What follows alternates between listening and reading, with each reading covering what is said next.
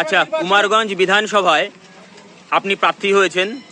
এক সময় কুমারগঞ্জ বিধানসভায় আমরা দেখতাম যে সিপিএম একটা বড় একটা দুর্গে পরিণত ছিল।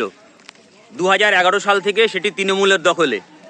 তো এক সময়ের মোফাজ্জল হোসেন দেখা গেল যে এই তৃণমূলের আমলেও বিরোধী দলনেতা হিসাবে ছিলেন জেলা পরিষদে, এবার বিধায়ক প্রার্থী। কি বলবেন, কতটা আত্মবিশ্বাসী আপনি? প্রথম কথা বলি, আন্তর্জাতিক ইতিহাসে রাজনীতির ক্ষেত্রে উত্থান পতন আছে।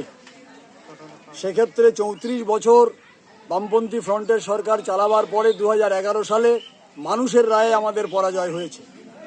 আমরা মনে করি মানুষ শেষ কথা, মানুষ রেখেছিলেন, মানুষ বিদায় দিয়েছেন।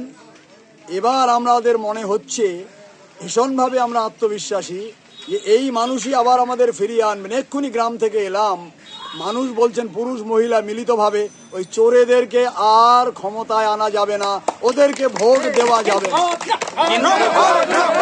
কিন্তু গতকালকেই আপনার সাংবাদিকদের মুখোমুখি হয়ে তুরাব হোসেন মণ্ডল বলেছেন যে সিপিএম এখানে কোনো ডাল গলাতে পারবে না, সিপিএম এখানে ব্রাত্য আর কি, এখানে কম্পিটিশন যতটুকু হবে প্রতিযোগিতা বলতে বিজেপির সাথেই, সিপিএম এর কোনো এখানে কোনো ব্যাপারই নেই। আমি বলবো কি যে উনি মূর্খের স্বর্গে বাস করছেন, ওনার কোনো বোধ নেই। আর একটা কথা বলি যে মরণমুখ মানুষও যে মরে যাচ্ছে সেও বাঁচতে চায়। তুরাব হোসেন মণ্ডলের রাজনৈতিক মৃত্যু সামনে চলে এসেছে। ফলে এখন তাকে এই সমস্ত কথা বলে মানুষের মধ্যে কোনো রকম করে ভেসে থাকার জন্যে নানান ধরনের আগড়ম বাগড়ম কথা বলে তাকে বেঁচে থাকতে হচ্ছে। আর কিছু ওনার করার নেই। রেজাল্টে উনি বুঝবেন উনি যা করেছেন মানুষের সাথে, যে প্রতারণা করেছেন, মানুষকে যা বলেছেন, একটা কথা রাখতে পারেননি, মানুষের কোনো কাজ করেননি, মানুষের বিপদে পাশে দাঁড়াননি। মানুষ শিক্ষা দিয়ে দেবে, উনি উচিত শিক্ষা পাবেন আগামী 23 তারিখে।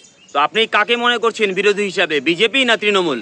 সেটা মানুষ ঠিক করবে, মানুষ ঠিক করবে। জিতবো আমরা, বামফ্রন্ট জিতবে, বামফ্রন্ট জিতবে, বামফ্রন্ট জিতবে।